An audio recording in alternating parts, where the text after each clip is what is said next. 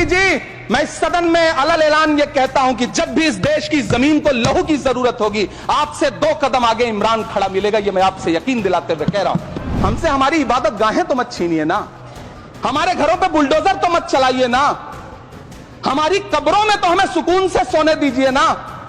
जिल्ले इलाही, जमहूरियत जो है वो नफरत और ठसक से नहीं चलती है, अकड़ से नहीं चलती है, उसमें सबकी हिस्सेदारी जरूरी है। नीतीश कुमार जी हो, चंद्रबाबू नायडू जी हो, चिराग पासवान जी हो, जयंत चौधरी जी हो, देवे गौड़ा जी हो, जीतन राम मांझी जी हो, सबको समझना पड़ेगा कि जब जंगल में आग लगती है तो न वो बरगद बचते हैं जो हवा को आंधी में तब्दील करते हैं, न वो बांस बचते हैं जो आपसी रगड़ से चिंगारी पैदा करते हैं। ये सरकार रात के 3 बजे तक पूरे देश को जगा करके संसद में अपने ही नागरिकों को नीचा दिखाने के लिए वक्फ बिल ला रही थी, तो उधर रात के 1:30 बजे अमेरिका हम पर 26% टैरिफ लगा रहा था। कि चिरागों के सफर में दबदबा हो आंधियों का, तो फिर अंजाम जुल्मत के सिवा कुछ भी नहीं होगा। ये दुनिया नफरतों के आखिरी स्टेज पर है, इलाज इसका मोहब्बत के सिवा कुछ भी नहीं होगा। धन्यवाद सभापति महोदय। हम ही को कातिल कहेगी दुनिया, हमारा ही कत्लेआम होगा। हम ही कुएं खोदते फिरेंगे, हम ही पे पानी हराम होगा। सभापति महोदय, सन 1947 में दिल्ली की जामा मस्जिद की तारीखी सीढ़ियों पर खड़े होकर के भारत रत्न मौलाना अबुल कलाम आजाद साहब ने कहा था कि मुसलमानों कहां जा रहे हो, यह है तुम्हारा मुल्क, यहां तुम्हारे आबाओ अजदाद की कब्रें हैं। उस वक्त मौलाना आजाद की ये सदाएं सुन करके लोगों ने अपने सरों की गठरियां उतार करके रख दी थी। आज उसी दिल्ली में मौजूद देश की संसद में एक बिल आया है जो हमसे उसी जामा मस्जिद की सीढ़ियों के सबूत मांगेगा, जो उन्हीं सीढ़ियों के पास अपनी कब्र में सोए हुए मौलाना आजाद को फिर से कब्र से सदा देनी पड़ेगी कि ये जो कब्र है वो मेरी कब्र है, ये किसी सरकार की जागीर नहीं है। सभापति महोदय, मैं जहां खड़ा हूं इसी संसद भवन के सामने सड़क के उस पार अपनी कब्र में सोए हुए भारत के पूर्व राष्ट्रपति फखरुद्दीन अली अहमद की कब्र है। शायद अब उस कब्र से भी सदाएं आए कि यह कब्र मेरी कब्र है, यह सरकार की जागीर नहीं है। सभापति महोदय, मैं वक्फ कानूनों में किए जा रहे संविधान विरोधी बदलावों के खिलाफ बोलने के लिए खड़ा हुआ हूं। संविधान का आर्टिकल 14 हो, 29 हो, 30 हो, चीख चीख कर कहता है कि देश में सब बराबर के हकदार हैं। आर्टिकल 26 कहता है कि सबको अपने अपने मजहबी कामों के लिए मंदिर, मस्जिद, गिरजाघर, गुरुद्वारों का निर्माण करने का हक है और उसका रखरखाव का भी हक है। लेकिन डॉक्टर बाबा साहब अंबेडकर के संविधान को हर दिन कुचलने वाली यह सरकार देश के मुसलमानों से नफरत में इतनी अंधी हो गई है कि खुलेआम देश की संसद में देश सरकार के माइनॉरिटी मिनिस्टर साहब और होम मिनिस्टर साहब झूठ बोलते हैं और देश को गुमराह करते हैं। झूठ शब्द असत्य बोलते हैं। सरकार ने इस बिल का नाम उम्मीद रखा है। मंत्री जी कल से इसे देश के मुसलमानों के लिए नई उम्मीद बता रहे हैं। नहीं मंत्री जी, न तो यह बिल मुसलमानों के लिए नई उम्मीद है और न ही उम्मीद की नई किरण। सभापति महोदय, भाजपा ने पूरे देश में वक्फ के नाम पर कई सारे झूठ फैलाए हैं। आइए आज उनकी सच्चाई पर बात करते हैं। वक्फ ट्रिब्यूनल को ऐसे बताया जाता है जैसे वक्फ ट्रिब्यूनल कोई मजहबी खाप पंचायत हो। सभापति महोदय, जबकि सच्चाई यह है कि वक्फ ट्रिब्यूनल भी तो सरकारी न्यायिक विभाग है जिसमें सरकार द्वारा नियुक्त जज होते हैं, जिसमें प्रशासनिक अधिकारी होते हैं, कहीं ऊपर से थोड़ी आ गए। सभापति महोदय, देश के गृह मंत्री जी ने इसी सदन में कहा कि वक्फ ट्रिब्यूनल के फैसले के खिलाफ कोई कोर्ट नहीं जा सकता, जबकि सच यह है कि वक्फ एक्ट 1995 की धारा 83(9) के तहत हाई कोर्ट वक्फ ट्रिब्यूनल के फैसले की न सिर्फ समीक्षा कर सकता है बल्कि उसे बदल भी सकता है। सच तो यह है कि वक्फ बोर्ड खुद अपनी जमीनों के लिए कई सारी कोर्ट में मुकदमे लड़ रहा है। सभापति महोदय, दिल्ली की जिन 123 संपत्तियों को लेकर कल माइनॉरिटी मिनिस्टर, होम मिनिस्टर साहब और अभी आदरणीय नेता सदन बात कर रहे थे, आइए उनकी सच्चाइयों पे भी बात करते हैं। 1911 में जब अंग्रेजी हुकूमत ने कोलकाता के बजाय दिल्ली को राजधानी बनाने का फैसला किया तो रायसीना हिल्स के चारों तरफ जो मुसलमानों की ढेर सारी जमीनें थी उनको एक्वायर किया गया और लुटियन को इसकी तामीर की जिम्मेदारी सौंपी गई। सेंट्रल विस्टा की तरह लुटियन जोन का मेगा प्लान तैयार हुआ, लेकिन उस वक्त के मुसलमानों ने उस वक्त की अंग्रेजी हुकूमत से अपनी इबादत गाहों को बचाने के लिए लड़ाई लड़ी। मामला ब्रिटिश गवर्नमेंट तक पहुंचा। तब यह तय हुआ कि वो जो धार्मिक स्थल हैं उन्हें जस का तस रहने दिया जाएगा। इंडिया गेट के बगल वाली मस्जिद हो, जाब्तागंज, सुनहरी बाग मस्जिद हो, पार्लियामेंट रोड वाली मस्जिद हो, ऐसी 123 संपत्तियों के मैनेजमेंट के लिए 1913 में मुसलमान वक्फ वैलिडेशन एक्ट बना और उसके बाद एक नया शहर बसाया गया जिसे लुटियंस जोन का नाम दिया गया। फिर 1943-45 के बीच एक और समझौता हुआ आजादी से पहले, उसके तहत काफी सारी वक्फ जायदादों को सुन्नी मजलिस औकाफ बनाकर उसके अंडर किया गया ताकि उसकी देखरेख की जा सके। गृह मंत्री जी 2 दिन से सदन में जो बात कह रहे हैं वो दरअसल 123 संपत्तियां उसी सुन्नी मजलिस औकाफ के तहत आती। सभापति महोदय, आजाद भारत आजाद हुआ। आजादी के बाद भारत में 1954 में वक्फ एक्ट लागू हुआ, जिसकी धारा 9 के तहत 1964 में केंद्रीय वक्फ काउंसिल का गठन हुआ। दिल्ली की वही 123 प्रॉपर्टीज को 1970 में सर्वे गजट करके गजट नोटिफाई किया गया। इसके निपटारे के लिए पूर्व प्रधानमंत्री इंदिरा जी के द्वारा 1974 में एक बर्नी कमेटी बनाई गई। बर्नी कमेटी ने 1976 में इन 123 संपत्तियों को दिल्ली वक्फ बोर्ड की संपत्ति होने की रिपोर्ट सौंपी। उस रिपोर्ट के आधार पर 1984 में कांग्रेस सरकार ने उन 123 प्रॉपर्टीज को दिल्ली वक्फ बोर्ड को सौंपने का फैसला किया, जिसके खिलाफ विश्व हिंदू परिषद कोर्ट गई।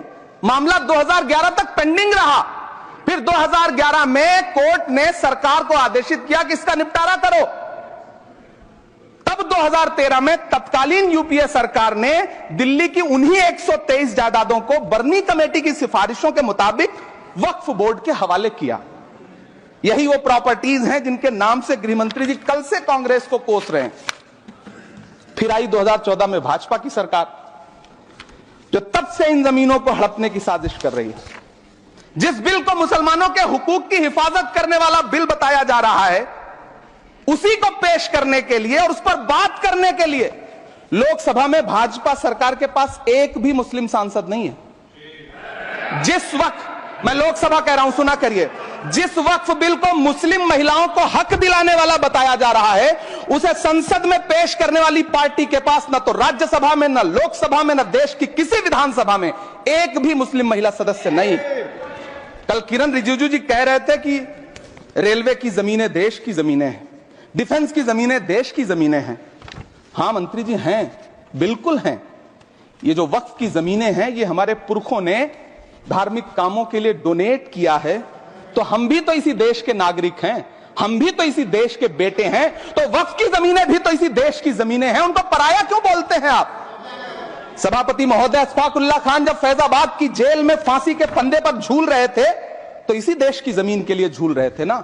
सभापति महोदय, अंडमान की जेल में काला पानी की सजा काटकर अपनी जान देने वाले मौलाना फजले हक खैराबादी हो या शेर खान अफरीदी हो, वो भी तो इसी जमीन के लिए अपनी जान दे रहे थे ना। सभापति महोदय, पाकिस्तान के खिलाफ लड़ते हुए अपनी जान देने वाले महावीर चक्र विजेता ब्रिगेडियर उस्मान हो या पाकिस्तान के पैटर्न टैंक उड़ाने वाला परमवीर चक्र विजेता वीर अब्दुल हमीद हो, वो भी तो इसी जमीन के लिए अपनी जान दे रहा था ना। और मंत्री जी, मैं इस सदन में अलल ऐलान ये कहता हूं कि जब भी इस देश की जमीन को लहू की जरूरत होगी, आपसे 2 कदम आगे इमरान खड़ा मिलेगा, ये मैं आपसे यकीन दिलाते हुए कह रहा हूं। सभापति महोदय, मैं सरकार से कहना चाहता हूं, हमसे हमारी इबादत गाहें तो मत छीनिए ना, हमारे घरों पे बुलडोजर तो मत चलाइए ना, हमारी कब्रों में तो हमें सुकून से सोने दीजिए ना। सभापति महोदय, माइनॉरिटी मिनिस्ट्री का बजट कट करके, मुस्लिम बच्चों की स्कॉलरशिप बंद करके अब सरकार कह रही है कि हम वक्फ की आमदनी से गरीब मुसलमानों का भला करेंगे। गुजरात की बेटी बिल्किस के बलात्कारियों की रिहाई के बाद उन्हें माला पहनाने वाली लोगों के नेता ये कह रहे हैं कि यह बिल मुस्लिम महिलाओं को उनका हक दिलाएगा। धन्यवाद मोदी जी, क्या बढ़िया सौगातें मोदी दे रहे हैं आप। पहले हमें गुजराते मोदी दिया, आप सौगाते मोदी दे रहे हैं।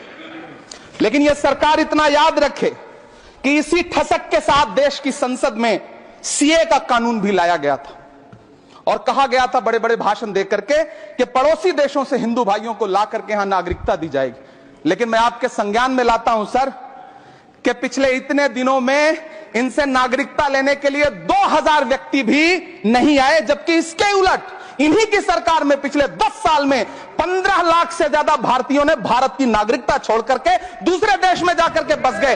यह हुआ उस कानून का अंजाम। इसी तरह की जिद के साथ किसानों के खिलाफ भी कानून लाए गए थे। जिस तरह आज वक्फ के फायदे गिनाए जा रहे हैं, उसी तरह से किसानों को भी कृषि कानूनों के फायदे गिनाए गए थे। लेकिन अंजाम क्या हुआ? 700 किसानों की शहादत लेने के बाद सरकार को अन्नदाता किसानों के सामने घुटने टेकने पड़े और कृषि कानून वापस लेने पड़े। जिल्ले इलाही, जमहूरियत जो है वो नफरत और ठसक से नहीं चलती है, अकड़ से नहीं चलती है, उसमें सबकी हिस्सेदारी जरूरी है। कल देश के माइनॉरिटी मिनिस्टर ने लोकसभा में खड़े होकर एक शेर सुनाया था कि मुझसे कोई बदगुमान न हो, तो मैं उन्हें एक शेर सुनाना चाहता हूं कि मैं आज जद पे हूं तो इतना खुशगुमान न हो, मैं आज जद पे हूं तो इतना खुशगुमान न हो, चिराग सबके बुझेंगे हवा किसी की नहीं।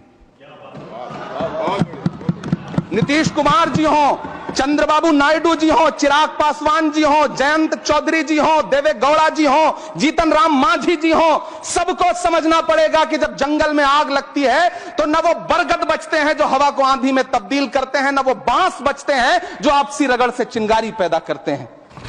सभापति महोदय, जब देश को मनमोहन सिंह साहब जैसा काबिल प्रधानमंत्री मिलता है तो देश को आरटीआई जैसा एक्ट मिलता है, सेज जैसा एक्ट मिलता है, मनरेगा जैसा एक्ट मिलता है, लिबरलाइजेशन मिलता है, राइट टू एजुकेशन मिलता है, नेशनल फूड सिक्योरिटी एक्ट मिलता है। लेकिन जब देश को सौगातें मोदी मिलती है तो क्या मिलता है? सीए मिलता है, फॉर्म्स लॉ मिलता है, आर्टिकल 370 मिलता है, इलेक्टोरल बॉन्ड जैसा एक्ट मिलता है और वक्फ अमेंडमेंट एक्ट जैसे बिल देश को मिलते हैं। मुझे तो अपने हमवतन भाइयों से पूछना है कि आपको अपने बच्चों की तरक्की, खुशहाली और नौकरी की दरकार है या फिर मुसलमानों की दान की गई जमीनों को लूटकर धन्ना सेठों को देने की साजिश करने वाले कानून की? सभापति महोदय, यह सरकार रात के 3 बजे तक पूरे देश को जगा करके संसद में अपने ही नागरिकों को नीचा दिखाने के लिए वक्फ बिल ला रही थी, तो उधर रात के 1:30 बजे अमेरिका हम पर 26% टैरिफ लगा रहा था। सरकार की प्राथमिकताएं देश को पता। सभापति महोदय, मैं बहुत भावुक हूं आज, और मुझे अच्छा लगा कि आदरणीय नेता सदन जगत प्रकाश नड्डा जी ने बहुत अच्छी बातें भी की, मन से बातें की। क्योंकि उनके नाम में प्रकाश जुड़ा है तो मैं उनमें हमेशा एक रोशनी की किरण देखता हूं। मैं उनके सामने बहुत अदब से यह बात कहना चाहता हूं कि चिरागों के सफर में दबदबा हो आंधियों का तो फिर अंजाम जुल्मत के सिवा कुछ भी नहीं होगा। यह दुनिया नफरतों के आखिरी स्टेज पर है, इलाज इसका मोहब्बत के सिवा कुछ भी नहीं होगा। मैं भावुक हूं, मेरी पलकें गीली हैं। अगर देश की एक बहुत बड़ी आबादी को लगता है कि आप उसका भला करने के लिए नहीं बल्कि उनकी इबादतगाहों, उनकी कब्रिस्तानों, उनकी खानकाहों को बर्बाद करने का बिल ला रहे हैं, तो फिर आप अगर समझाने में नाकामयाब रहे हैं तो यह आपकी नाकामयाबी है। पहले समझाइए, उसके बाद कोई बिल लेकर के आइए, तब शायद हम आपका इतनी पुरजोर तरीके से विरोध ना करें। लेकिन